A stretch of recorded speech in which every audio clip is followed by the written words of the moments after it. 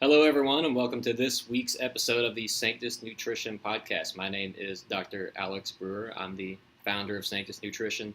The goal of this podcast, as with everything we do at Sanctus Nutrition, is to get you performing, feeling, and looking your best. If you are unfamiliar with us, we make top-of-the-line workout supplements backed by science, 100% naturally flavored. Check us out at Sanctus, that's Sanctus Nutrition, Nutrition.com, and you can use the promo code Sanctus15 at checkout for 15% off your first order. Our guest this week is Matt Mcleod. That's at Matt, M-A-T-T, Mcleod, M-C-L-E-O-D 6 on Instagram and other social media platforms. Matt's the founder of Mcleod Consulting Services. He's a 24-year-old fitness coach who recently graduated from the University of Kentucky with a bachelor's degree in dietetics. He is currently finishing up his dietetics internship and will soon be a registered dietitian. Matt's also a professional bodybuilder. He earned his NGA Natural Bodybuilding Pro card in 2016. He takes pride in being an online fitness coach who teaches people to use fitness to enhance their life, not necessarily be their life. So Matt and I were introduced via his brother, Blake, who is actually a classmate of mine at the University of Kentucky College of Pharmacy. And I actually just finished up my Monday lifting session, which is a full upper body routine, which I developed based on a post Matt put on Instagram, along with my entire routine I'm running right now is totally based on conversations and information I've gleaned from conversations with Matt as well as his Instagram. So he is just an absolute fountain of information.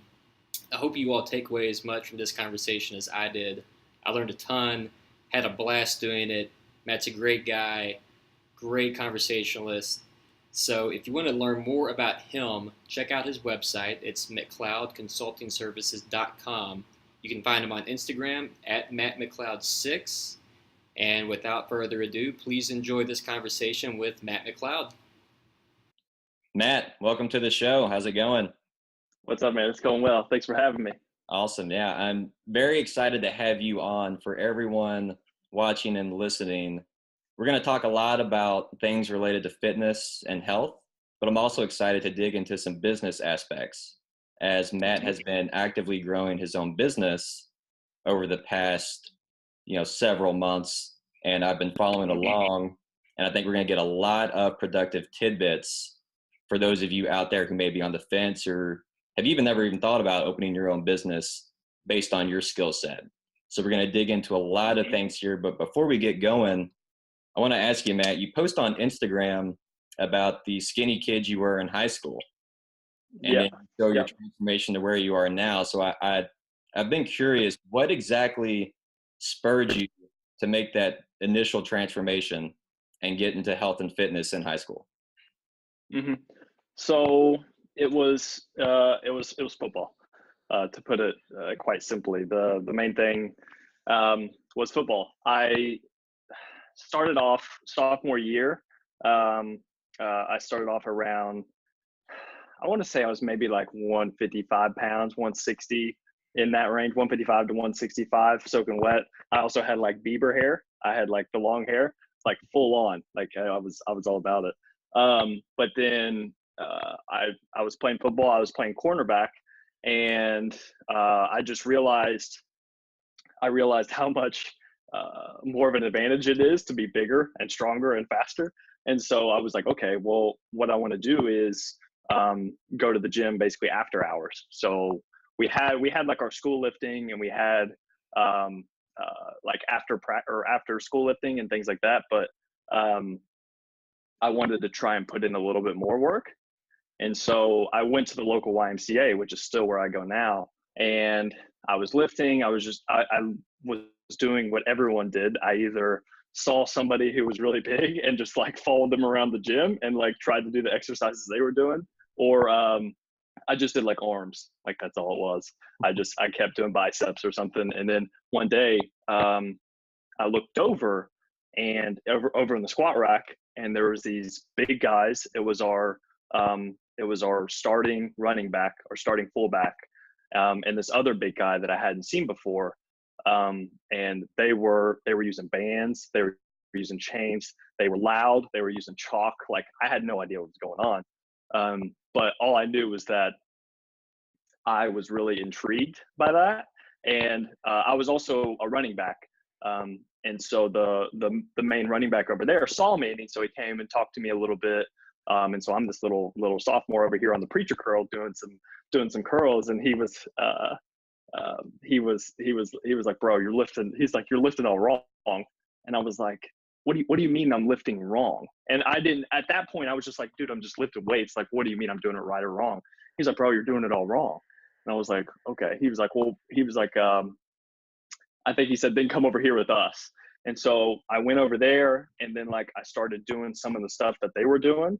And then I really liked it. I liked the way that it made me feel. And I liked, the main thing, I liked being surrounded by those guys, and then having the attention, to be honest. That's what it was.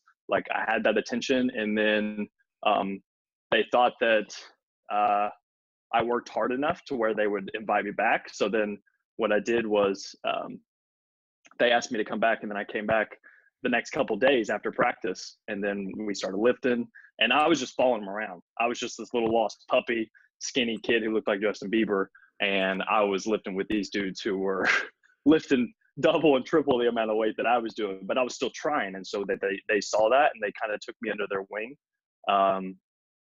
And yeah, that's kind of how I got involved into the whole. It started off as powerlifting because of football. I just wanted to get stronger, and so I was doing what they were doing. But I was lifting. At one point, I was lifting literally like 3 times a day. It was seventh period lifting, which usually I would try and slack off in because I knew I had 2 more workouts to come. And I also started to get a little bit of a big head on me, and I started to gather up some knowledge and things. And I was like, oh, I don't want to do what they're doing, blah, blah, blah, or whatever. But then I had the 7th period lifting, and then after school weightlifting, and then after school weightlifting, then I went over to the YMCA to lift with these other dudes. And so I was lifting a lot, to say the least. I was definitely overtraining probably in the very beginning, but like, I was so young, and I was such a newbie. Like, I soaked up the gains like it was ridiculous. And then they just told me to eat.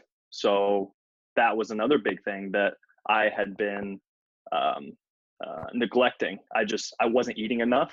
And as soon as I started to make an attempt to really focus on the amount of food that I was eating each day, I just started blowing up. And because I was exercising so much, I wasn't eating enough to sustain that. And then so I was eating peanut butter and jellies in the high school bathrooms. Like, I was getting in meals, just whatever I could eat throughout the day. And so, long story short, that's what got me into lifting, and I just got the bug. People started looking at me differently. I started getting compliments. I was bigger, and then and yeah, it's crappy to say sometimes, like, it's for the vanity reasons, but a lot of the vanity stuff was great. Like, people looked at me like the muscular guy or the fitness guy, and then it was also working out well with football as well, because I was getting bigger and stronger and faster. But yeah, from sophomore year to senior year, I was up to, I think it's around what I'm at right now. I was like 190 to 195. I was just a lot thicker. And so I played cornerback and fullback. And so that's not usually a combination that you see very often, but I started out as a corner in sophomore year. And then that led up to senior year playing fullback as well. And yeah. And then after that, so I was in the powerlifting for football, but then as I started to get bigger, and then football started to come to an end, like I was graduating, and I didn't plan on playing in college. I was like, well, I really just like, the act of lifting. It wasn't so much like playing football or anything like that. It was lifting weights. It was getting stronger. It was just the feeling of I got bit by the bug. That's what it was, essentially. And then that's whenever I got into bodybuilding. I started, because whenever you get into the lifting world, you're kind of, there's a bunch of different angles that can be thrown at you as far as either the powerlifting world or the bodybuilding world or whatever. And then, but lots of times they kind of intertwine and bleed into each other. and I got introduced to bodybuilding. And then, that's whenever I started to lift more for aesthetics as opposed to just getting stronger. And we can get into that in a minute if you want to. Right. But yeah, that's my spiel, I guess, of how I kind of got into it. Yeah. Yeah. So you started off training for strength and performance in football, and then in 2016 you went for your pro card as far as natural bodybuilding.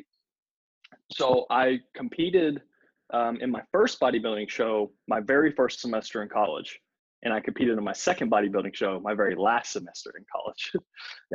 Gotcha. The first one I did, it was freshman year. I was in the dorms. I was in Kerwin Tower. Like it was rough to say the least. But yeah, I don't know how you want to go about that or get into that, but that was fun. Yeah. Was there anything in particular that made you go after competing? Because, a lot of people make that transition, I think, from training for strength for high school sports, then they realize they want to do it for, physique and vanity reasons, but most people don't pursue competition. What made you take that leap? The football, I didn't have the competition aspect of it anymore. So like I got done with football, and we were fairly good. And so we were competing in that. And then after school was over, I was so serious about the gym and about the food and everything like that, that I was like, well, if I'm going to go this hard, and somebody, some of my other friends from the gym, basically, who knew more about bodybuilding, they were like, have you ever thought about like competing or anything? Because I was starting to get a little bit to my frame. I was starting to get a little bit more muscular, where I was at least like mediocre, I guess. And so, then they asked about bodybuilding. I was like, I don't know anything about it really. And so I kind of looked into it a little bit. And then finally I had one of my older mentors from the gym, basically. And he was like, you need to do it. Like, we were talking one day, I remember it. And then there at the gym, while we were going back and forth, I was like, okay, I'll do one. And that's whenever I decided at that moment I was going to try and do. It was it's called the Monster Mash, and it's in Ohio. I think it was Fairfield, Ohio. But it was a natural bodybuilding show. That was one of the closest ones that was to me. And so it was, I saw an opportunity, and it was so many weeks away or whatever. And then, I was like, okay, I mean, what do I have to lose, really? So I gave it a shot, and I ended up getting fourth in that show. So but I had a blast. Like, you'll see me, if you see me in the photos, like I'm there with my hands up. Like I was excited. It was a really fun time. Yeah, I would imagine. Let's go into details on that. So how far out in advance did you begin planning? Sorry, you cut out a little bit. No worries. What'd you say? How far out in advance did you begin planning for the competition? So I think with the training and everything, I think a lot of people think that whenever you start a show, like, you drastically change your training, like you start training much harder, you start dieting much harder. Well, the dieting part is true, but as far as your training goes, the easiest way to put it is the best way to build muscle is going to be the best way to hold on to that muscle as well whenever you're cutting weight. So like I was always training hard and training pretty consistently, but that was the main thing that changed whenever I started the prep, which was probably, I did a 12-week prep, and which is very short for most people, if they're familiar with the natural bodybuilding world. A 12-week prep is pretty short. I didn't have a ton of body fat on me. You could like see my abs and stuff, but it was nowhere where I could do a 12-week prep and then be like shredded up on stage. But I didn't know any better. I had no idea what I was doing. I saw what it was I did hire a coach for that show. There was a few people that I looked up to in the industry. And one of them was Lane Norton. Do you know who that is? Mm-hmm. Lane Norton, Bio Lane. So he did not prep me, but I reached out to him as a naive kid. I was like, oh, I'll ask him how much his coaching is or whatever. And needless to say, he quickly escorted me to somebody else who was offering a little bit more cheaper prices. And so I started working with a guy named Paul Revelia. I don't know if you know who he is, but he's good friends with Lane. He owns his own coaching company called Pro Physique, and he's a natural pro bodybuilder, and he's just all around. He's a great guy.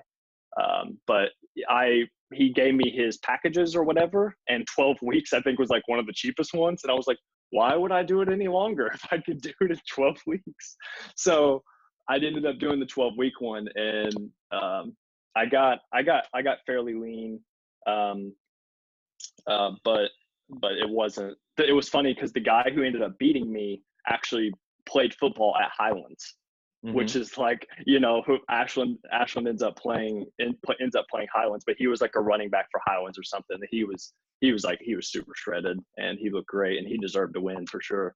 But as the experience as a whole, it was really fun. And prepping in those dorms and things, it taught, like, now that I look back at it, I'm like, holy shit, how did I do that? To be honest, because it was like I was like a robot. Like it was this time, because I had to be very meticulous about when I prepped my meals. Like, because whenever I was on the 9th floor of the Kerwin Tower, and the kitchen's in the basement, and so I would meet people every day, either down in the kitchen or on the elevators going up and down, because I would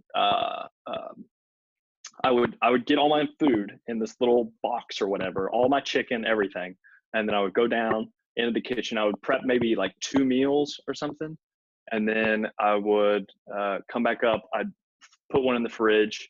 And then later on in the day, I think I was in the kitchen twice a day, but I was cooking multiple meals, and I had to figure all that out. And then I had classes, so certain days were a little bit different than others. But yeah, people, and of course, down in the basement, there's some other people that cook consistently.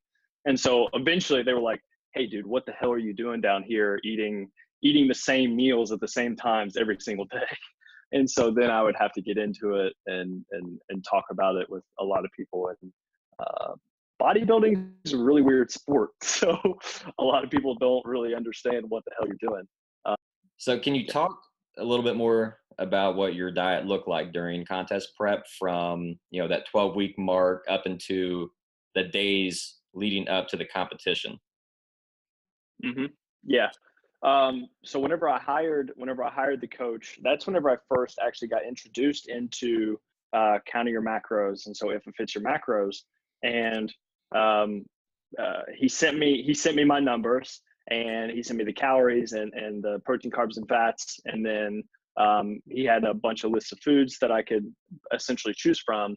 And that's whenever I first started to realize, that's when my first real introduction into nutrition kind of, that was the genesis of my awareness into the nutritional realm, I guess, because it was tough for me at first to adjust. I was like, okay, I've got to hit this. I've got to make sure that I get my fiber goal. And so, like, I remember sitting in my kitchen, like on MyFitnessPal, trying to puzzle piece all these different macronutrients and stuff together and plan out like my perfect day or whatever. But yeah, that's what it was he got my intake essentially. Before we started to working together, I just sent him my food log for a couple of days. And then this was a while ago, so I'm trying to make sure that I remember, but this was essentially what he did. And then he gave me some macronutrients to hit, and literally, and he also gave me some cardio recommendations as well. And then it wasn't anything super fancy. I think I had a refeed maybe like once a week. It was like maybe like every 5 days, or I think it was like once every 5 days. And so that would just be a little bit lower fat and a little bit higher carb. And then it was essentially just linear. Like it was slowly adding in a little bit more cardio and taking away a little bit more calories. And my protein was high, obviously. But yeah, for the most part, it wasn't anything too crazy. I ended up, who knows, I probably ended up around the 1,800 to 2,000 calorie mark as far as how much I was eating towards the end of the prep. And I was really hungry. That was all new to me as well. Like I'd never not been able to satisfy my hunger. And at the end of a bodybuilding prep, like it's just, you're just hungry all the time. Like there's nothing really you can do about it. You just have to embrace it, to be honest. And then at the end, of course, we have, so you have like the peak week. And then, so that's just the week leading up to the show. And it wasn't anything too crazy. All you do, essentially, I think what we did was just I was drinking a ton of water, and then as the show came in, you kind of taper it off a little bit, but we didn't cut it out completely, like you'll hear a lot of coaches do. And as far as sodium and things like that, we tracked my sodium for a week or two prior. And so we had that number, and then just whenever it gets closer to the show, you drop it down a little bit. And you can do these things with carbs. You can manipulate your carbs. It depends. You can backload it or front load it. Essentially, you can take in a lot of carbs in the beginning of the week and then slowly decrease them as the show comes on, and then you increase them again. Or you can do vice versa. You can go like lower carb or lower calories, and then as the show comes up, you start to eat more and more and more. And then that essentially is supposed to help fill you out, restores glycogen, just makes you look fuller and makes your lines hopefully stick out a little bit more, but it's got to be a fine line because you don't want to overdo it and then you overshoot it and then you spill over. And then so you look a little bit blurrier up on stage. But yeah, it was nothing crazy. It was whole foods. Yeah, I mean, I didn't do anything too crazy. I didn't like go out of my way to fit in a bunch of junk food or anything like that into the macronutrients, just because I didn't know hardly anything. I was still a kinesiology major at that time, or I might have even been undecided. I think whenever I first came into college, I think I was undecided for the first like 2 semesters, and then I went into kinesiology, and I wanted to be a physical therapist, and then I had to take chemistry, and I was like, holy shit, this is terrible. Which you're probably a fan of, but yeah, no, the chemistry was my Achilles heel, as in why I basically didn't do physical therapy, and that's whenever I decided, I think sophomore year, to switch over to dietetics, and we can get into that if you want to. That's always fun, but yeah, that's basically it. The diet wasn't anything too crazy. It wasn't too crazy. What did you change your second time around for your second show? I had a different coach, and this is a guy that I had already worked with for probably a year prior to this. So we knew each other. I had been doing his training programs. He'd been working with me on my nutrition, and then we did a 22-week prep, which was a way better idea. So this was in 2016. I did a 22-week prep this time, and I started off, I think it was at the heaviest that I'd ever been. So I was around 203, and then dieted for 22 weeks. And then I stepped on stage around 165. So this is at 203, like I still had my abs, like I could still see my abs. I was a little bit fluffy, but I still had a little bit of definition. And so if that tells you how much you have to actually lose in order to step on stage, and I was still, don't get me wrong, I was lean, but like compared to the natural pro bodybuilders nowadays, like you have to be like sickly.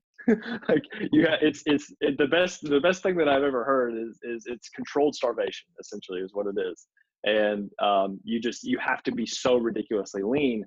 And I had to, towards the end of my prep, I had to fight a fine line between do I want to get leaner and possibly risk a little bit of my size and maybe look a little bit stringier, or was I gonna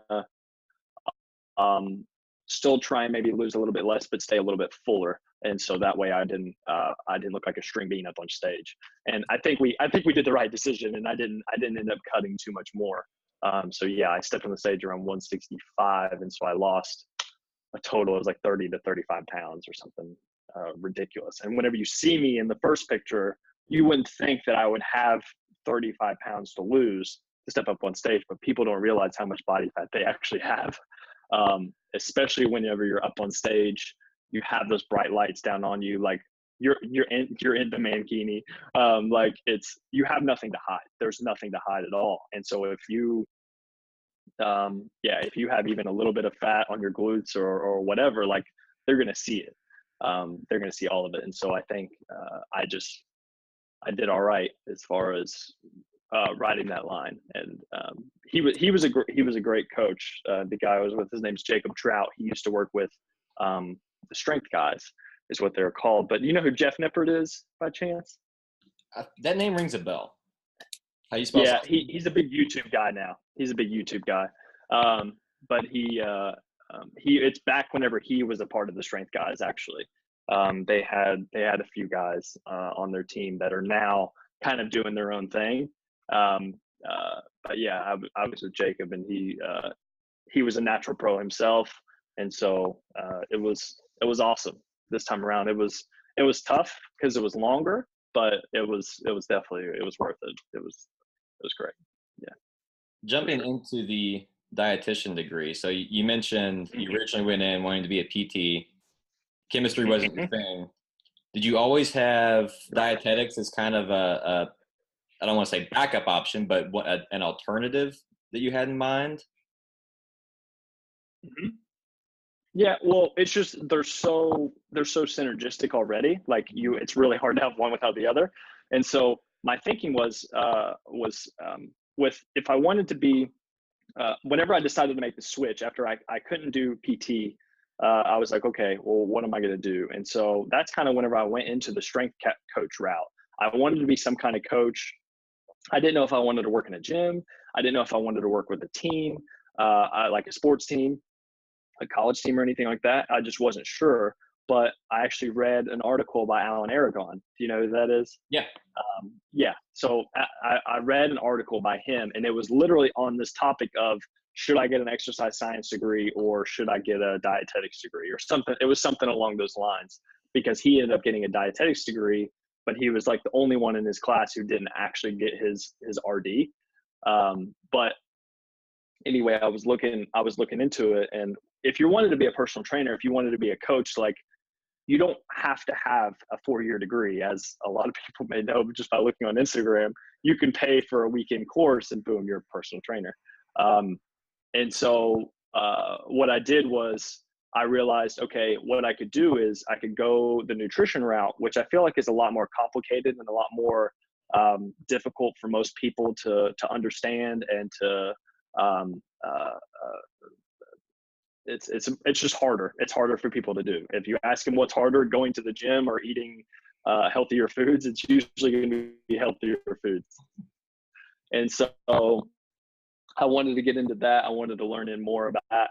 And I knew that I could get a dietetics degree and become a registered dietitian.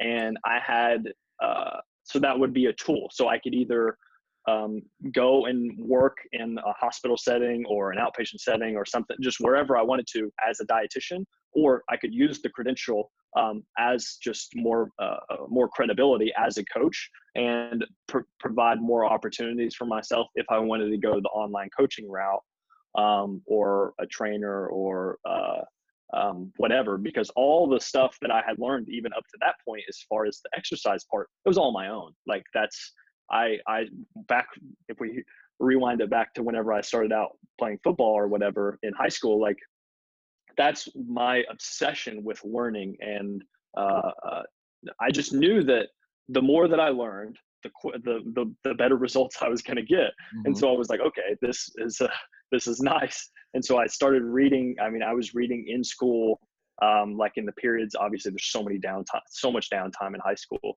I would read just random articles from people.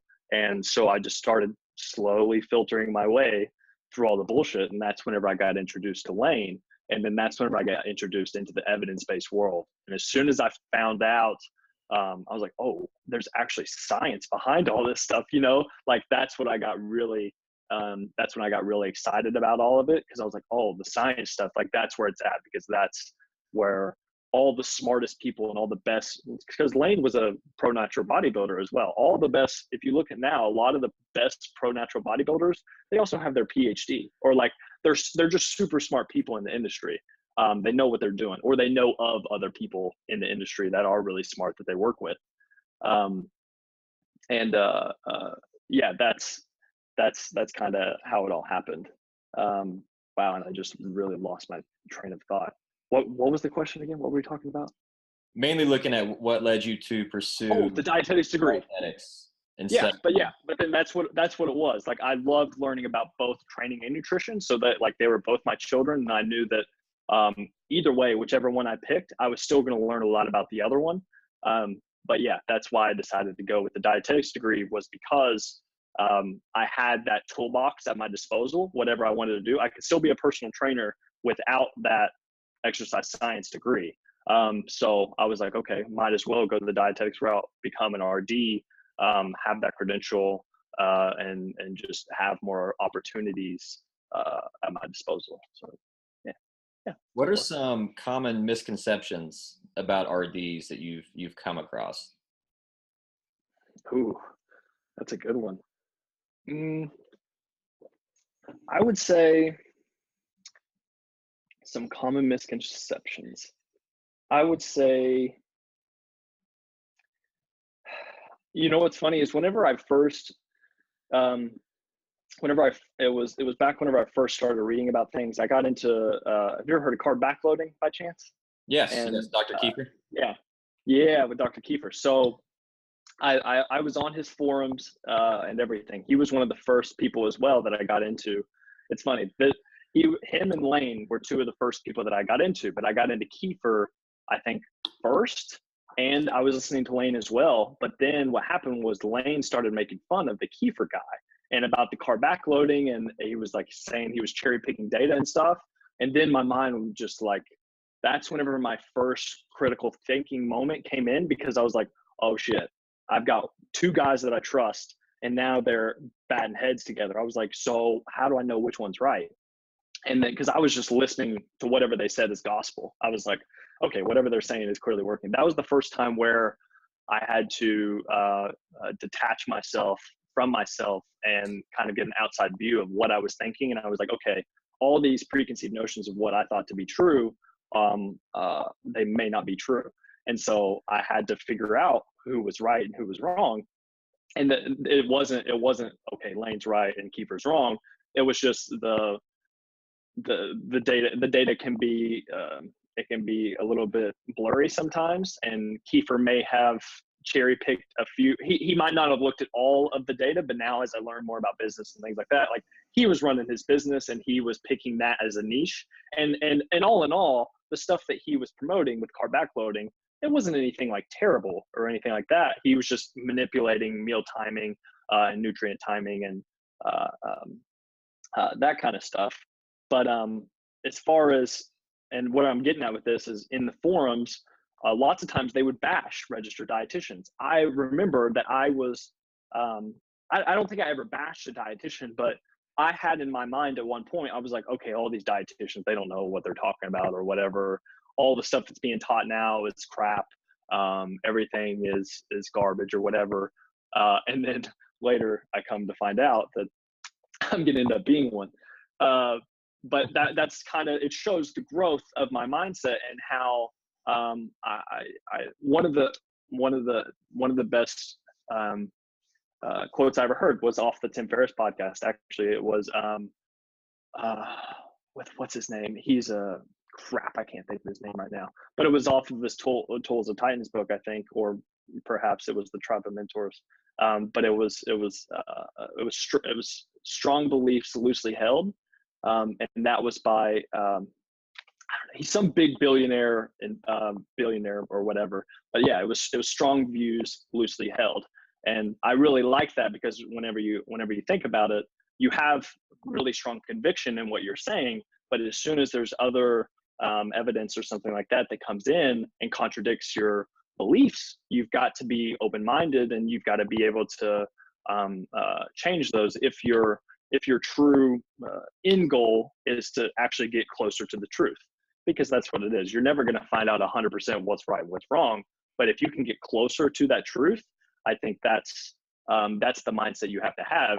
And that's what led me into learning more about dietitians, and kind of opened my mind a little bit more. And so with the misconceptions with them, I would say that there's definitely going to be some shitty ones out there. Don't get me wrong. Everybody, not everybody, but some people are going to have an agenda, and some people are going to use that RD credential just like every other field. They're going to use, just pharmacy for sure could be one. They're going to use those credentials as a way to promote their product and promote their service or whatever. They've got doctor in front of their name, so everything they say is pure as can be. But yeah, I would say that there are a lot of crappy ones out there, but as a whole, the majority of what dietitians are going to say, as far as the nitty gritty stuff, I think that's where things can get kind of blurry. Whenever you're talking about low carb or low fat or things like that, that's where a lot of the dietitians can disagree with each other. But as far as their message as a whole, as in eating more nutritious foods, eating whole foods, eating fruits and vegetables, eating lean proteins, like, I feel like that's not a bad thing to promote. I think it's where some of them get more narrow with their focus, and they try and their conviction is so strong that they're sometimes not as open-minded, or they're only looking at part of the evidence and not the rest of the evidence. And so that's where it can get really tricky. And so yeah, with the dietitians, I think you've got to look into it. You've got to do your research on them. You've got to see how they say things. You've got to ask questions. I think that's a big determinant of whether people know what they're talking about or not. Like how many times they say, I don't know. Because that's another thing that I've realized as I've gone through my rotations in my internship, where I go in different settings. So I work in the hospital, and then I'm working right now, like with the outpatient setting, where I work with bariatric patients. There's so nutrition as a whole, to be an expert in nutrition, even just saying that alone can be misleading, because you have nutrition for athletes, you have nutrition for oncology, for cancer patients, you have nutrition for people who are just celiacs. Like there's so many different niches within dietetics and within nutrition. You couldn't possibly, like eating disorders, there's so many different things that you could become an expert in within nutrition. So you see what I'm saying? Like there's so many different pockets that you can choose from, and acting like you're going to know all of them. Like mine would be the health and fitness field, like the body composition, essentially. So gaining muscle and losing fat. I would say that's what I would be closer to an expert in, as opposed to, say, eating disorders or working with cancer patients or whatever. I think that's another misconception. The dietitians that you come to aren't going to know everything there is to know about nutrition. It's just not going to happen, because there's so much to cover. But the basics of what they're saying, moderation, balance, getting in mostly whole foods, nutritious foods to fuel your body. Like I think as a whole, the message is pure, but on a one-to-one, that's where things can get a little bit more difficult.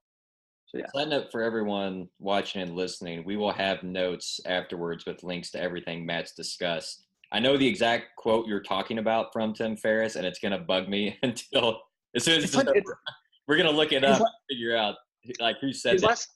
You know what? I'm going to look it up right now. I think his last name was it's like Hendelson or Mendelsohn, or it's strong. I think it's Strong Beliefs. Loosely held. Here it is. Wait, I got it in 3, 2. Where is it? Hold on. Wait. Dang. Okay. Well, this is Okay, well, Ryan Holiday, this one just popped up. He's got to have the right one. Oh, here it is. Oh, wait, no. Yes, no. Hasselbeck's? I don't think that's right, though. I could have sworn, yeah, well, we'll figure it out later, but I really thought, but yeah, it's somebody that's really smart in Tim Ferriss's book that makes a lot of money that is probably worth listening to at least a little bit. And whenever I heard that, I was like, yeah, that's a great, I feel like that's a great message to kind of live by, especially in a field like a science-based field, for sure. Mm-hmm. Because the science we have available is constantly changing. And Exactly. It's not going to be set, what you learn now may not apply in 40 years. You just never know what's going to pop up. Of course. And I mean, just ask all the low carb people right now, like the conspiracies and stuff behind like the sugar industry or whatever, like first it was low fat and high carb, and now it's starting to trend a little bit more to lower carb and high fat. And so I think those things are kind of cyclical. But yeah, it's just, I think the answer always results to like, what does the evidence say? Like, I don't think we could get into that completely as far as picking sides and tribalism and things like that. That drives me insane. But I think so many people are worried about picking the right side or whatever. And I was like, I think having sides to begin with is the wrong idea. Like, you shouldn't have a side. You should have evidence, and then that's and evidence, and then like no evidence. And whenever I say evidence, that could be anecdotal evidence as well. I'm not just saying what it says in the papers, because the papers are important, but it only tells part of the story. And I think that's where a lot of people are getting confused with the low carb stuff, because you have so many people that are like, oh, I did low carb for whatever and lost 30 pounds and it's great and changed my life. Like, for that person, what am I supposed to tell them? Like, oh, hey, no, you should do low carb, or you should do low fat instead. Like, no, like that's ridiculous. So yeah, you've got to be willing to adapt. That's for sure. And try your best to not have biases, but obviously that can be very difficult. But if you just keep looking at what the available evidence says, that's gonna be your best bet, to be honest. Yeah. I think this may already be on your mind, but what would you say is the most commonly held belief, or maybe one or two beliefs in your field that you may disagree with, or you want to see changed?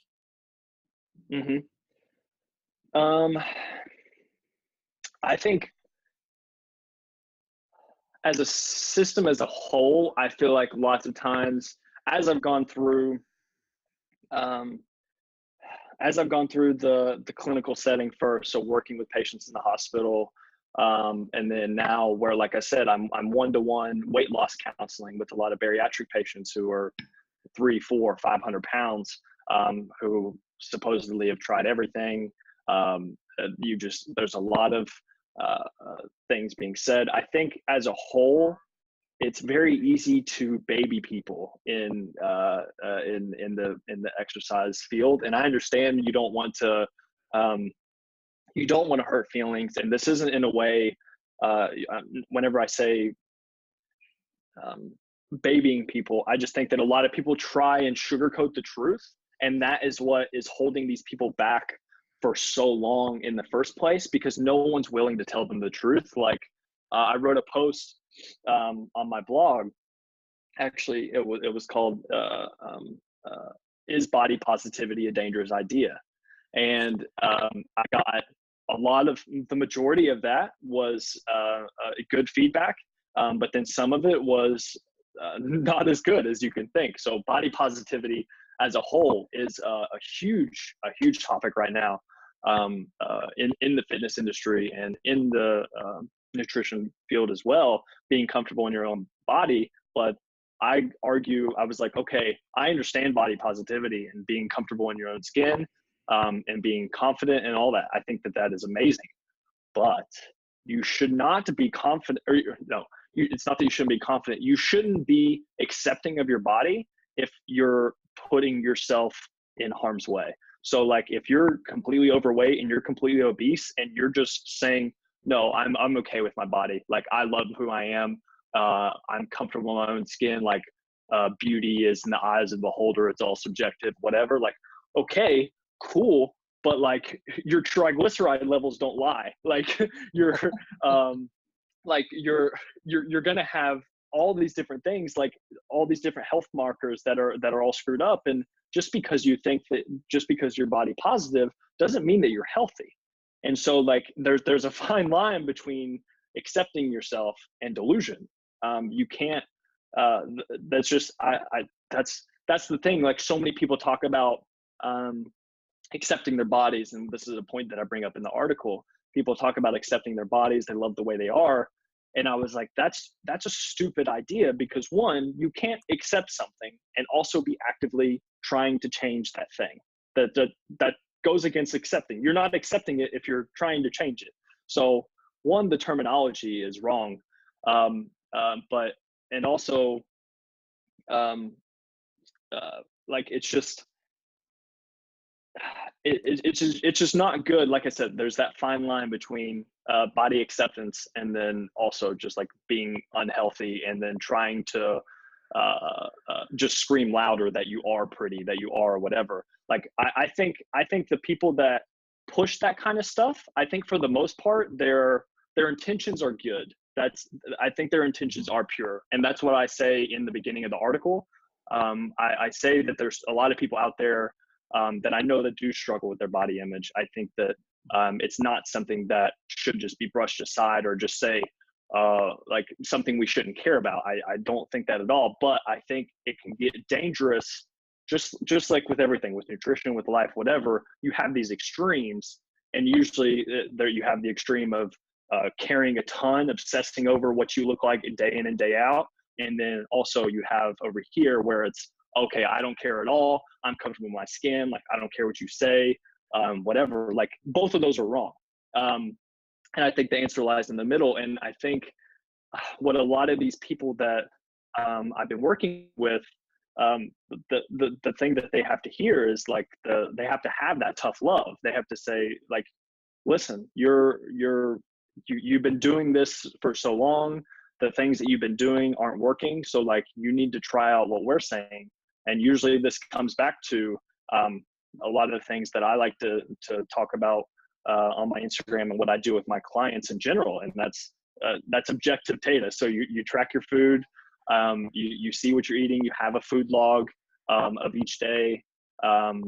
They at the place that I work out, they weigh them like every week or every month.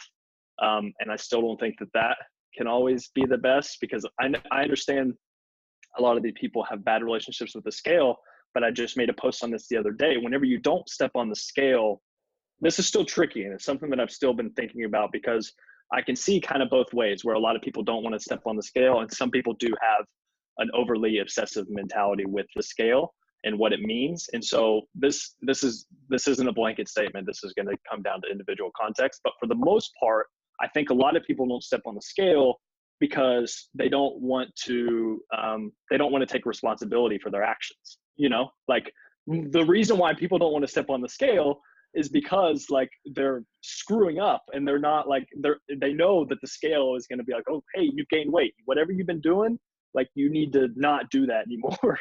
And like, I think a lot of people take that as their self-worth, like, oh, I'm up 2 pounds or whatever, so what I'm doing is not working. They get very hyper focused on that one number of that morning, of that specific time, and they have so many other things they could have done. Who knows? They could have got 4 hours of sleep the night before, and their weight could have been screwed up. And so, but then they think, oh, my progress is lost.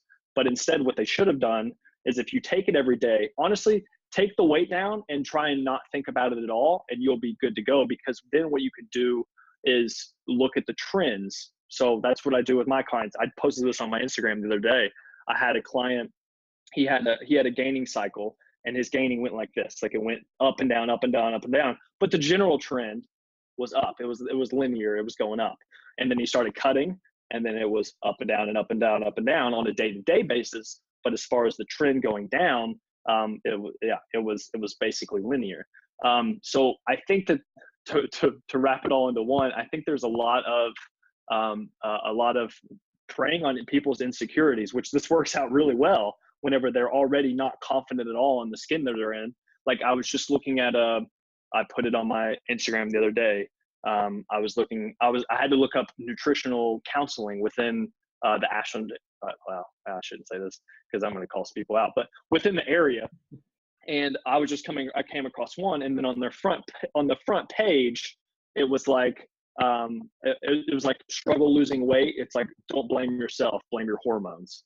And I was like, what kind of, like, I understand that there's different hormonal things that can go on, different conditions or whatever that can make weight loss more difficult. I understand that, but this was not targeted to people who have diagnosed conditions of these certain diseases or conditions or whatever, and they're trying to help them. This is towards average soccer mom or something, like the one who thinks that she's been struggling with weight forever because she's tried everything. And they're trying to just prey on what she doesn't know. They were using all these fancy words. They were talking about ketosis. It was just sickening to me because they're setting these people up for failure. First off, they're already taking the blame off the person. I think that is I think that mentality is just so dangerous in so many things. Having that victim mentality is just terrible. And it is, that's not where true confidence comes from. True confidence comes from facing whatever problems you have head first. Like you've got to go into that dragon, like face first and fight off whatever that is bugging you. And then you have to change it. Like you have to fix it. You have to slay the dragon. And then whenever you do that, that's what builds confidence. So I want to transition and start talking about Mcleod Consulting Services. So for those unfamiliar, give us a little background on it. Tell us what inspired you to start it. What exactly you're offering as far as your services go. Mm-hmm. Yeah.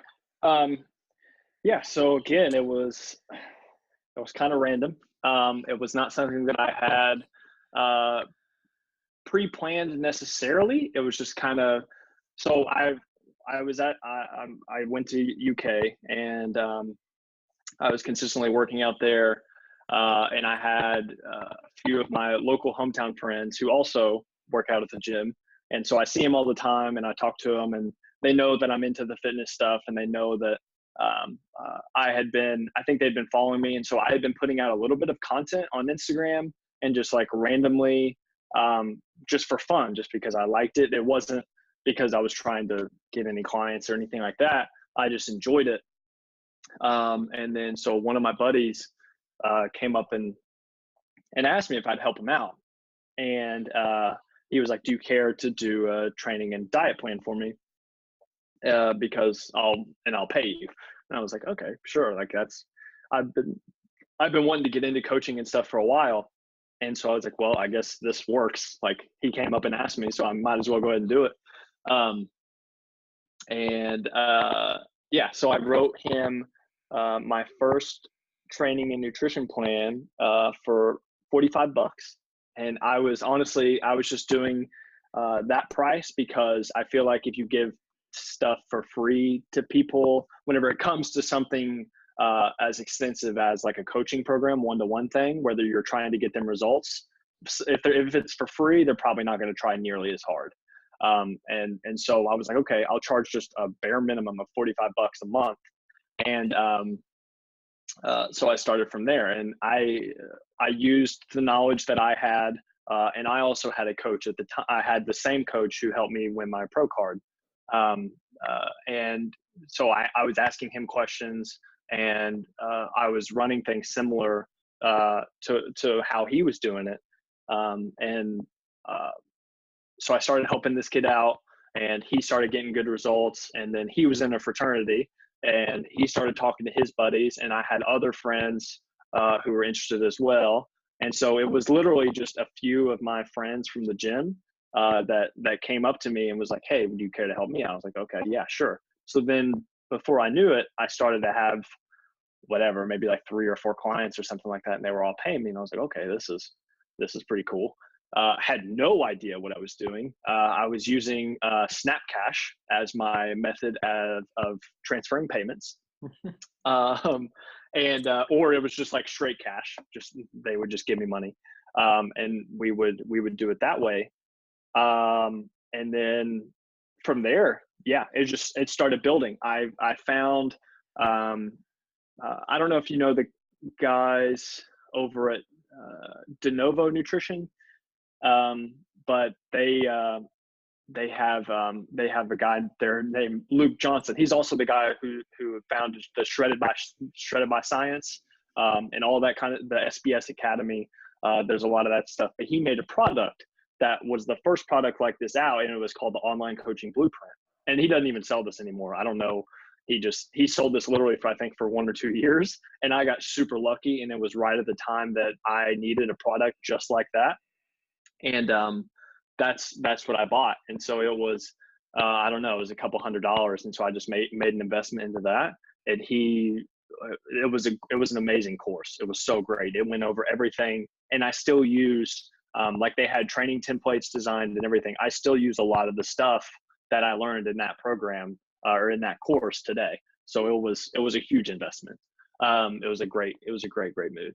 And then other than that, it was funny because it was literally a recycling of what I did with training and nutrition with business. Like I started to find people in the industry who I trusted. And this was easier because a lot of the people in the fitness industry already like talking about who they listen to for business or whatever. So it was easy for me to kind of filter out things a lot more quickly because I went with who they trusted.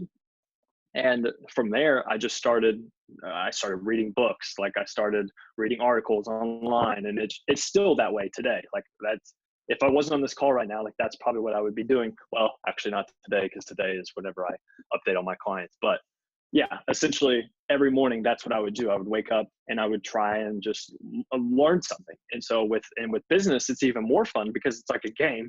It's a very, very difficult game, but it's a very rewarding game. Whenever you can get paid for it because of something that you offer. And that's a really, really good feeling. And I still have that first $45. I remember I was standing, it's funny, I can see it right now. I was in a different apartment that's actually right across this basketball court right here outside my window. I was out on the balcony with one of my friends, and it was late at night. And then I got the Snap Cash. I got the $45.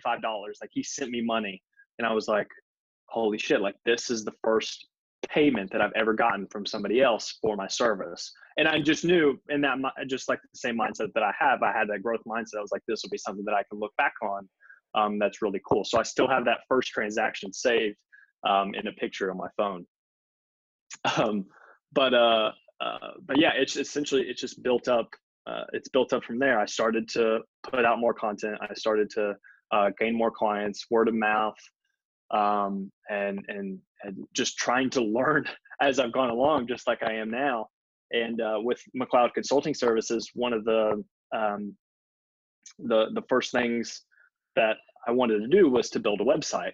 And clearly Mcleod Consulting Services could be the worst URL ever because one, my name is hard to spell, and two, it's long as shit.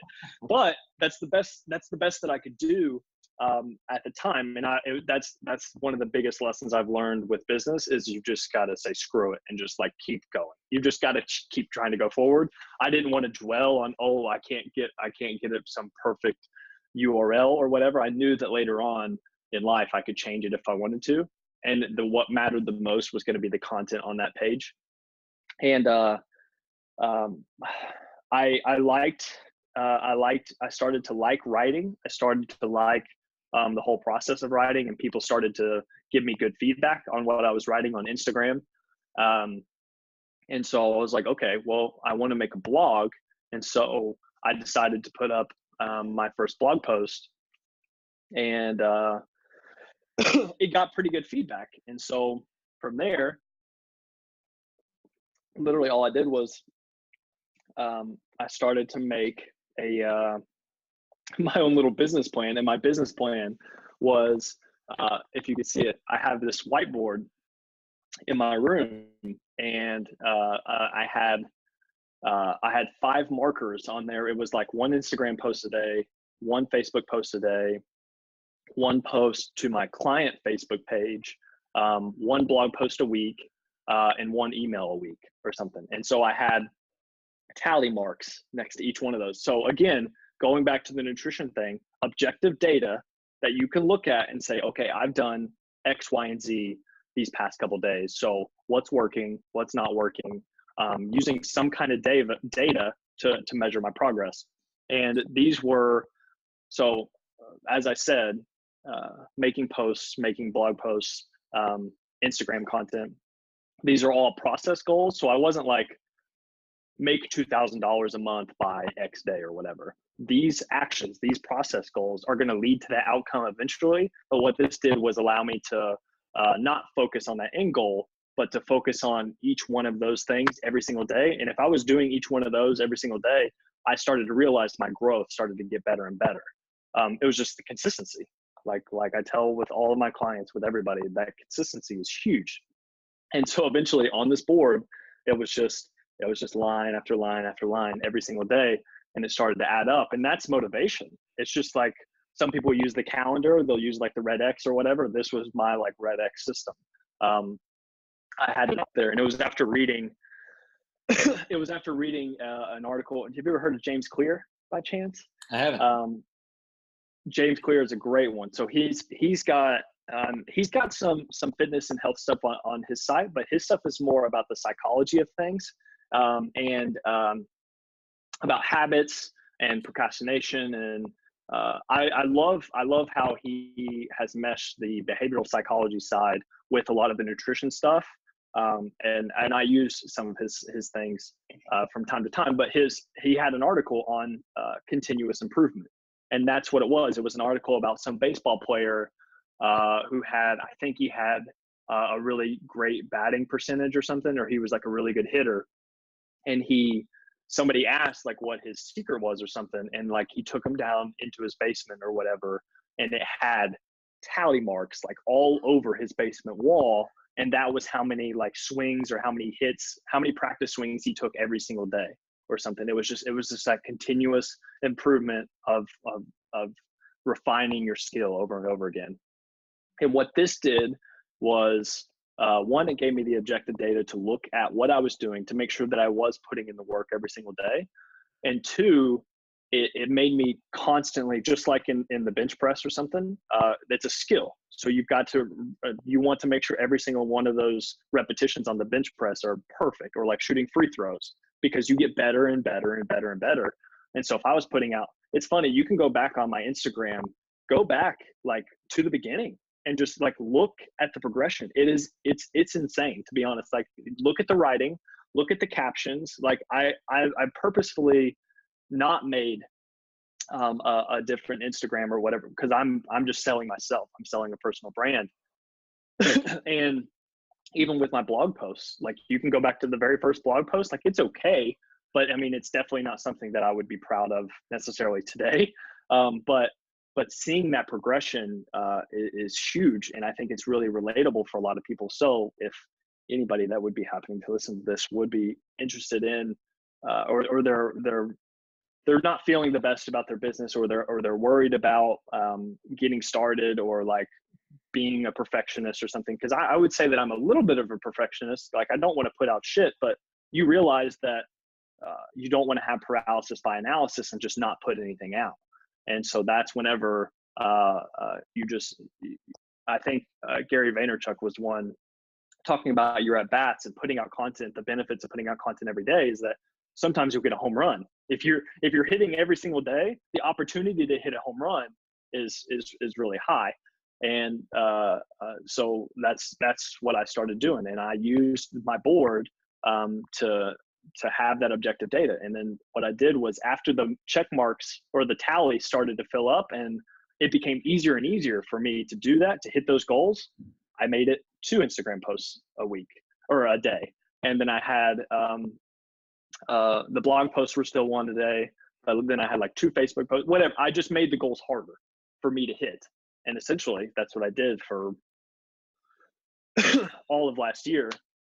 And eventually I made it up to 3 posts a day on Instagram. And that's where a lot of my Instagram growth came from, using hashtags. And this is whenever the infograph started to become really popular as of last year. And so I started doing research on those.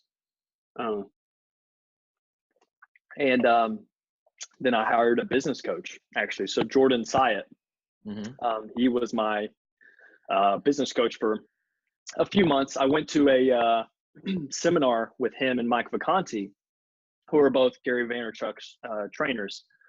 And one of the things that he got me started on was those infographics. He was one of the first people to do those infographics and blow up his Instagram. And so I started doing those. And then I also started making videos as well with like exercise technique. And just, it's just all it is, to sum up all of that word vomit that I just spit out. It's finding where people's attention is. This is a big thing that Gary Vee talks about, finding people's attention and then putting good content in front of their faces that adds value to them, and then don't expect anything back in return. So I'm putting out all this free shit to people and I never asked them for anything. But what happened as a result was I started gaining more Instagram followers. I started getting more contact connecting with more people, putting my name out there. And then I started getting people to ask me. They were like, hey, do you do coaching? Or like, do you can I work with you? Do you care to write me a program or something? And that was one thing that probably would have changed, and which I would still change now, to be honest. I don't, in my Instagram posts, I don't mention my clients and things like that enough, or I don't make them more business savvy, I guess. A lot of people, you'll see a lot of the smart business people will make their posts like, they'll throw something in on how they work with their clients, or they'll throw in whatever. They'll mention one of their products, like, this is exactly what I did with so-and-so, or whatever. I usually just like put out what I think is going to be helpful. And I think that helps too, because people don't think that you're just trying to, get a client from that or whatever. All that actually does is it happens by default. Like I said, people will message me. The majority of my clients last year came from Instagram, to be honest. People just messaging me, and then I sent them. I had with the website, like, you don't need, I did my website through Squarespace. I did it all by myself. I had no idea what I was doing. And it was funny. There was a point in time whenever I was first making my website, and I sent a snap to Jordan Syatt, and I was just like, hey, does this look okay? Like, I have no idea what I'm doing, blah, blah, blah. And he sent me a snap back, and he was like, dude, it looks great. He was like, the funny thing about that is like, none of us know what the hell we're doing. And he's Gary Vaynerchuk's personal trainer. Like, he was successful in those terms. And so to hear someone like him going through the same kind of dilemmas that I was, he was like, nobody knows what they're doing. Everybody is just trying to make their own way, especially with the business. Like, you can do whatever the hell you want. And so that was a big relief. And that's something that I'll remember. But it's just testing and learning. And with the site, that's what I did. I wanted to have a place where I could write and produce content. So that was my blog. And then I had like an about me page or whatever. And then I had a coaching page. So it's where I have people can go there, and then I pitch them or whatever. And then at the end, they have an online application. And so what you would do is you would go to that, you would fill out the application, and then I would get back to you it just has basic questions. And then I would get back to you in 24 to 48 hours. I would send you some kind of consult, either if you wanted to talk on the phone or if you wanted to do it through email, whatever. And then after that, I'll go through that consult with you and then see if we're kind of a good fit or not. And if you're a client that I think that I can help, that I think that we could both benefit from, and it would be both of our best interests, then we can consider working together. Because I can't take, whenever it's online coaching, you can't take anybody that you want. I can't take Grandma Sally, who's never been in the gym before, that wants to online coach, because it wouldn't be ethical, because she would possibly get hurt in the gym. So online coaching is usually more for, at least my online coaching is more for intermediate people who have had at least maybe 6 months to a year in the gym consistently.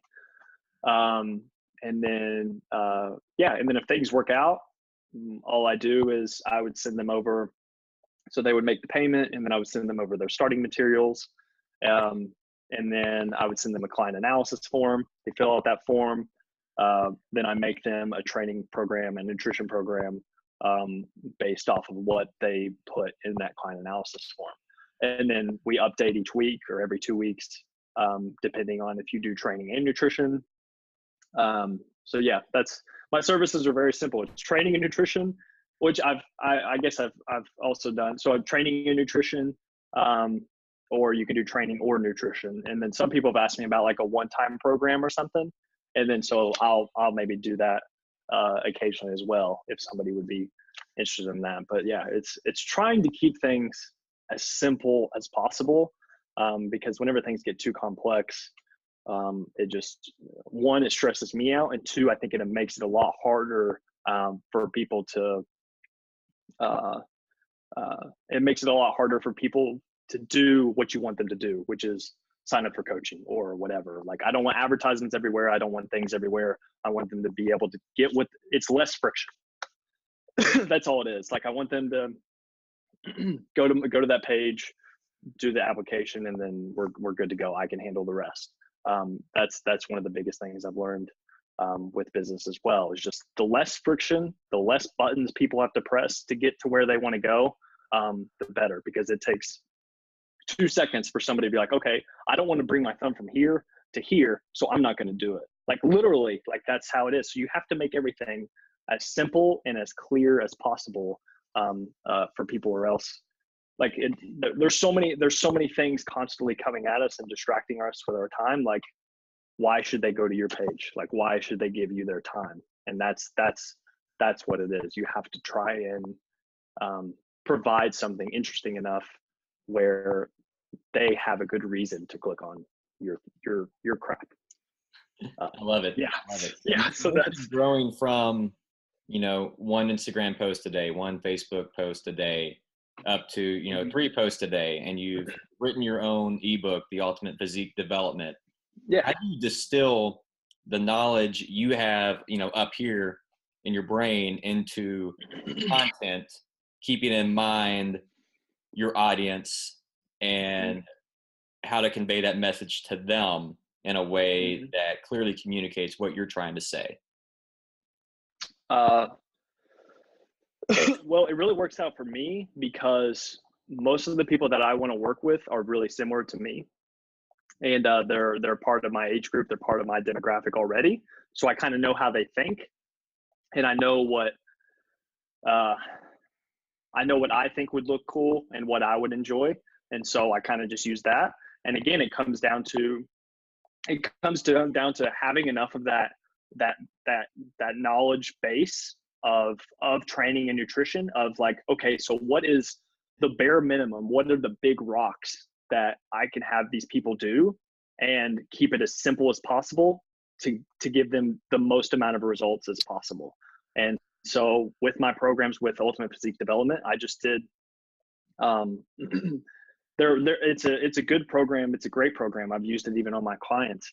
But I was just like, okay, so what is, just trimming the fat of everything. Like, I didn't try and use some really fancy, periodization scheme, or, throw in a bunch of fancy exercises or anything like that. It's the basics that work, what the current evidence says, and just the bare bones, what they need. And if they do that, then they'll get results. But you have to have that foundational knowledge in the first place to know, what's the minimum of what they're going to need in order to get maximum results. It was thinking of a product that I would always look for in people that I looked up to. I was like, man, I wish they had this product. And as I was making it, I was like, so what things would whenever I open up an ebook, because I'm doing the same thing. Like, people that I look up to, like, I get their ebooks, I get tons of crap, but most people know with a lot of ebooks, you don't even look at them anyway, or you look at them for like the first 30 seconds and they're done. But with this one, I tried to make this product, and I bought products from people as well, like a 4-week program or whatever. or a 12-week or whatever. And I wanted to make this product as good, if not better, than most other people's paid product. And I think that's been huge. Just doing little things like the small little details. So like with the exercises in my ebook, like they have links to videos so that you can go and see that you're performing the exercise correctly. And I think most other ebooks won't do that. And it didn't take me long. Here's the thing. I made the ebook in Google Docs. Like that's what I did. It's free, completely free. You play around with the formats, you play around with everything. And then for the picture, I hired somebody off of Fiverr, which was, I think it was like $20 for an ebook cover. And then like all the other little nuances that they can also make for you. But yeah, the rest of it, everything else was, all the exercises were filmed by me, all the programming, all the structure, everything like that was, you just wing it. But like I said, I wanted to make it look like a professional product. And I think again, over delivering to your audience, like it's never going to be a bad idea. And so I wanted to put a product out there that I was proud of. And I think that Ultimate Physique Development was probably, the one of many. It's actually my second ebook that I've ever done. The first one I did was on my, it used to be up on my page, and it was,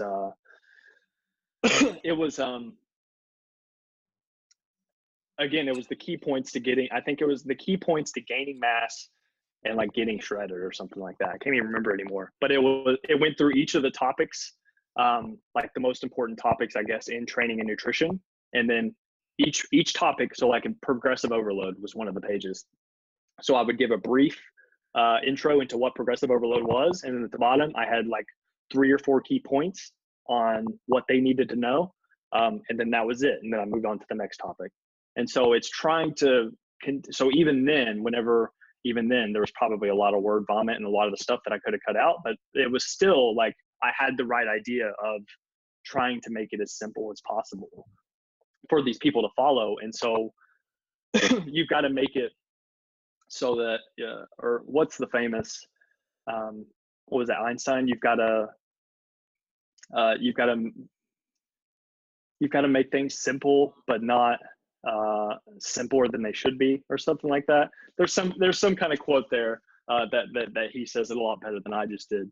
But you want to make things simpler, but not simpler than they should be. So with training and nutrition, you can trim away the fat as much as possible, but to a point, you're gonna have to, they're gonna have to have a certain knowledge level in order to succeed with that program. Right.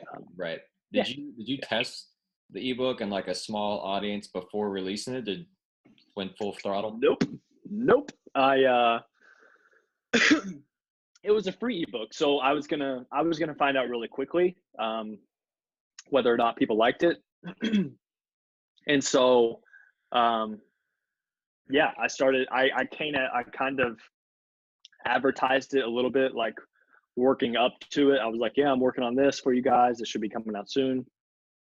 And then it came out, and I got a decent amount of people. And so, and for the business people, or for even the people who aren't in the business side, the reason people have these ebooks are as a lead magnet, so that people. So whenever so it's on the link in my bio for anybody that wants it, and on Instagram. And so you click the link, and then sorry, I'm losing my voice. You'll get the ebook, but you give me your email, and so through that email, then I can email market to them. And email marketing sounds really slimy or whatever, that I'm always trying to, but I've literally asked for people to buy something. Literally never, I'm pretty sure, at least at this point.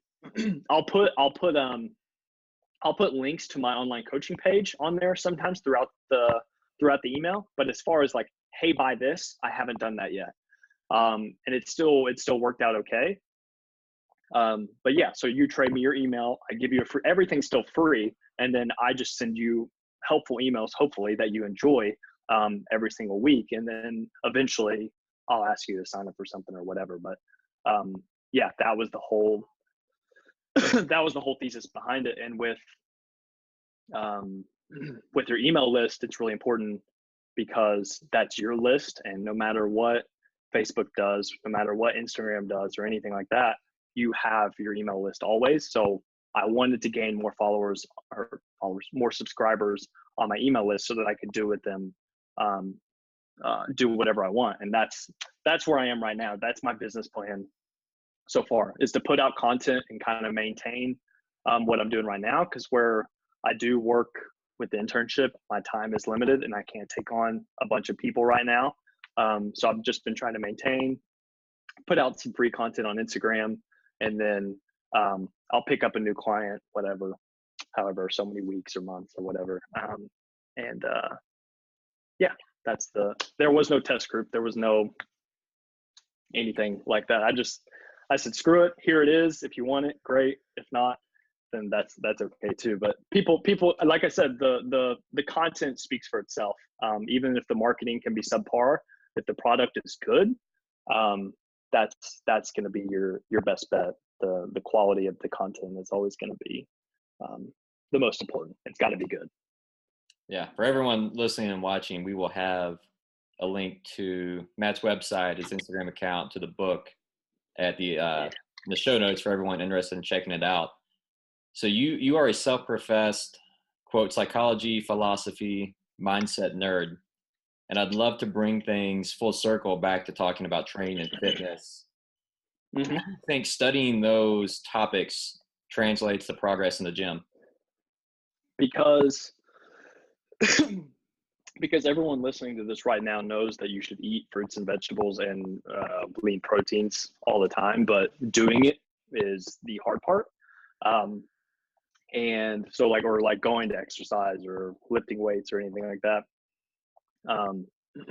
We all know what we should do, but as far as doing it, that's a different story. And so learning the psychology behind a lot of things, I'm able to, because with coaching, all it is persuasion, essentially. You have to have, I understand you have to have the knowledge, you have to have the coaching skills, but in a way, all it is persuasion. And the way that you persuade people is by understanding people and understanding how they think before they think it, to be honest, or knowing what they mean without them saying it. So the way they say something, or why they said this, or the way they word things. You just have to be aware of those little cues. And I think with psychology, it's very subliminal and it's very EQ. And I think emotional intelligence has been something that I've been blessed with from just my parents, to be honest.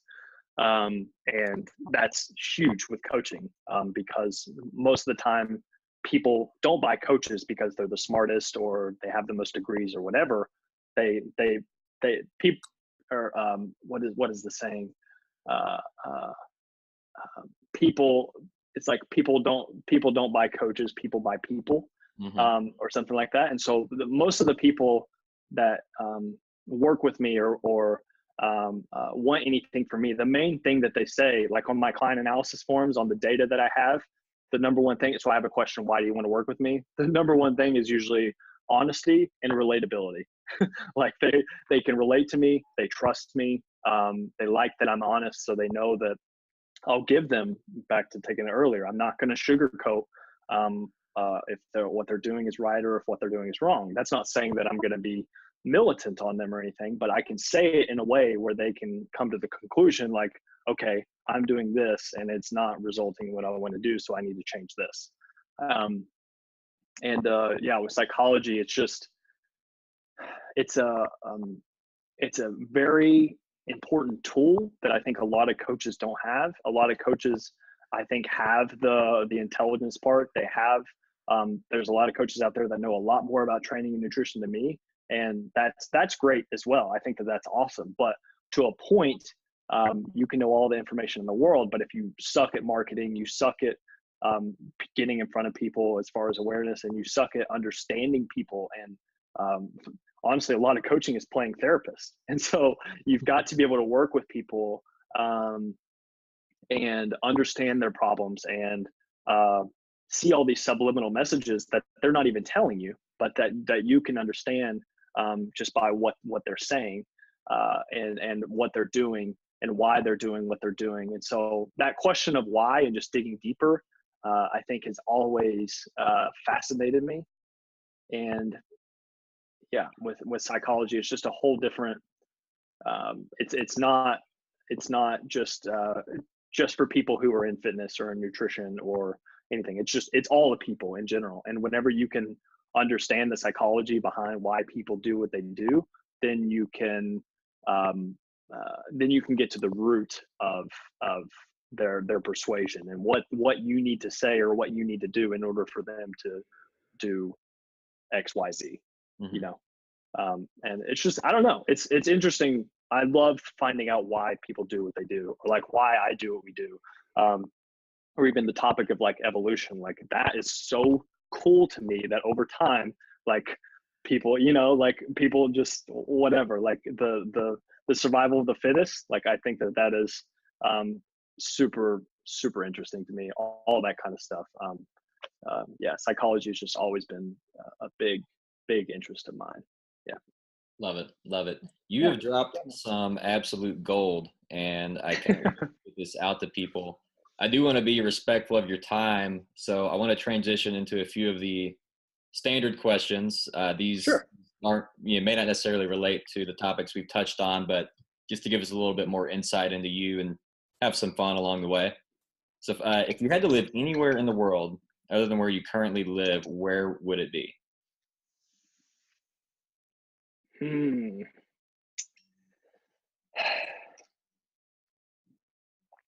would say, you know what, that is a tough one. If I had to live anywhere else in the world, it would maybe be like, I don't know. It's hard for me to say because I haven't been to very many places, but I did go to Amsterdam and Germany last year. And living in Amsterdam probably would be pretty cool, to be honest. If I could find a place better than a hostel to stay at, I think that area over there is so pretty. Or just somewhere over in Europe. I've been to Iceland as well. My girlfriend is from Iceland, so I wouldn't say that I would necessarily want to live in Iceland because it gets really cold and snowy. But yeah, maybe somewhere over in Europe. Something like that. Always wanted to visit Australia as well, so perhaps there, or Canada might be okay too. I feel like it's close enough, you know. Yeah. So there's my multiple answers. Speaking of multiple answers, this one, given the amount of reading you do, may be tough. But what single book has had the biggest impact on your life, and why? It's Primo Levi's book on survival in Auschwitz. I would say the first one, that's the first one that comes to mind. Just because I do very well with like contrast thinking. So as far as what drives me every single day is that perspective and that gratitude, and what makes me just like an optimistic person in general is just understanding the flip side. Like right now, like us talking on a laptop, like I've got shelter, like I'm totally fine. I'm in an apartment, like I've got a nice car, I've got an iPhone. Like all of these things like are such luxuries that I think that we really just take for granted. And I'm blessed to have such amazing parents. And you know, my brother, just my family has just been immensely supportive. And a lot of people come from really hard backgrounds, and then they can kind of rise up. They have, you know, they have that drive, they have that chip on their shoulder because they've never had anything, and they have that drive to, you know, make something of themselves. But with mine, I think a lot of people in my position could take it both ways. So my family is decently well off, and they've always provided a lot of opportunities and things for me. And so I come from a place of gratitude and thankfulness with them. They've given me all these opportunities, and I have the chance to do something with it. And so if I didn't do something with it, I think that it would be a huge mistake on my end. It'd be very selfish of me not to use the resources I have available. So that's what makes me work really hard. And so with the Primo Levi book, with the Survival in Auschwitz book. It's just like, it doesn't get much worse than that, you know, like the stuff that I read in that book, like you have to be ready for seeing the just absolute worst of the worst people. And it was written by a prisoner in that camp. And he talks about what he went through day in and day out. And it's just like, you can't read that book and then not be pumped about whatever you're about to do the entire day, to be honest. Like I could sit and look at outside and I would have a 100 times better day than what that person did in Auschwitz, because it was just so horrendous. And so I love, one, again, coming back to the psychology of things, like how this person made it through all of that. Another good one is Man's Search for Meaning by Viktor Frankl, who was another Auschwitz survivor. It's just seeing these people still tread forward and still make something of themselves, even when given the absolute worst of human conditions.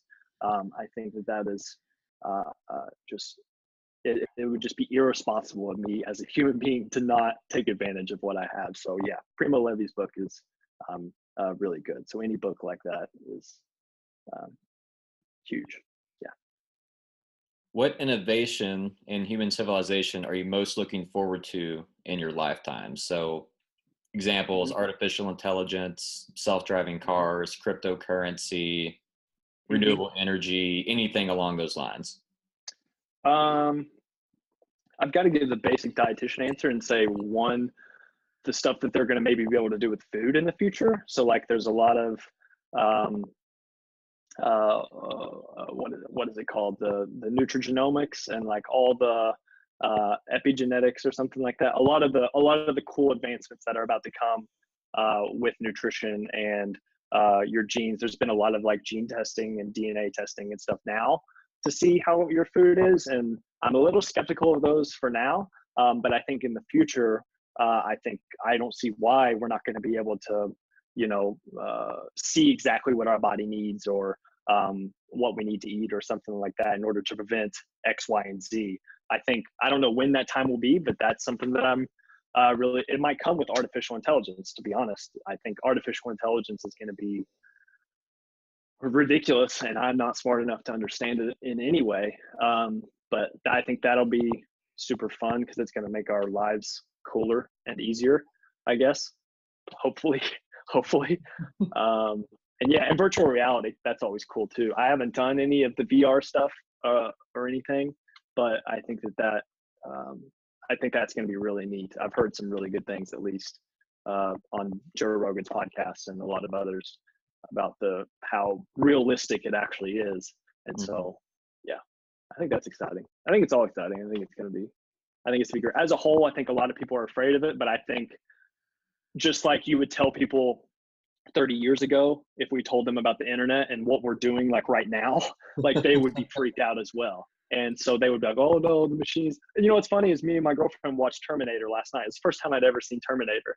And they had the year in that movie when all the Terminators and everything were like destroying the world was like 2029. And so it's in like 10 years. So the movie was made in what, like 1984? So like in 2029, they expected all these like robots and stuff all over the world. And it's just like, we don't know what's going to happen, but I think as a whole, we're going to be okay. I don't think it's going to be like robots will take over the world or anything like that. So I'm excited. What is one life-altering change a person can make with just 10 minutes per day? 10 minutes per day.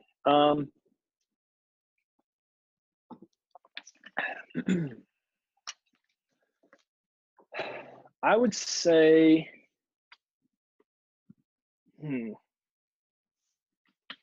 I think, any type of reflection, I think is going to be helpful. The immediate ones that come to mind are obviously like the meditation. I would say somewhere along the lines of meditation, to be honest. A lot of people I don't think can just sit in a room and not do anything for 10 minutes of their time. I think it's very, very difficult for a lot of people, and they have the distractions constant, the monkey brain going around or whatever. But if you tell somebody to sit in a room and focus on their breath for 10 minutes, they're going to freak out.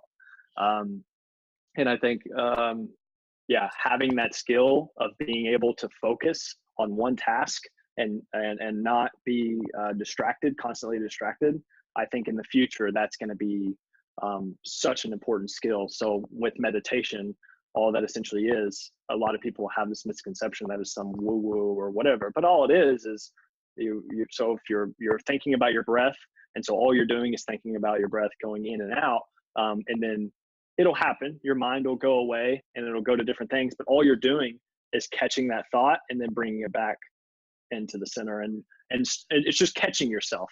It's whenever you get distracted, all you're doing is catching yourself and bringing it back. So I think that ideal focus, and I guess meditation, I think that'll probably be that, or like writing something, because writing is just articulating your thoughts onto a piece of paper.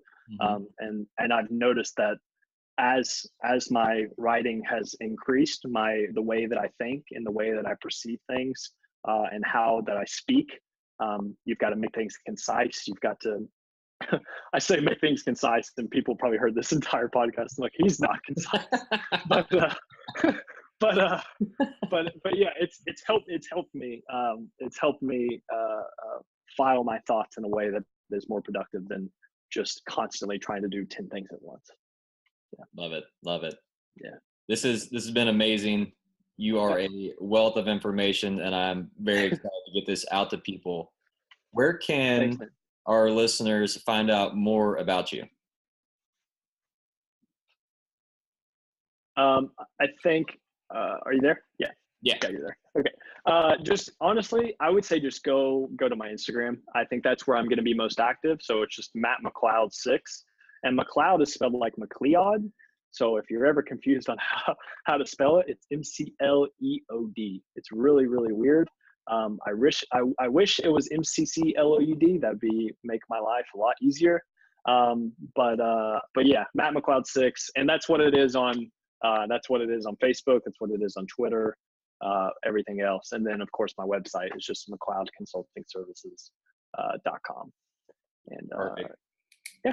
We will have links to those in the show notes. Matt, thank you so much for taking the time to come on today and share everything you've learned about health, fitness, growing a business. I think this is going to be extremely productive for everyone at home. So just thank you so much for taking the time to do this afternoon. I know you're a busy person. You have clients to get to. So I really appreciate it. Yeah, man. Thanks for having me on. This was really fun. I really enjoyed it. Thanks, dude. Awesome. Well, take care, and we will hopefully talk again soon. Good deal. Sounds good, man. You too.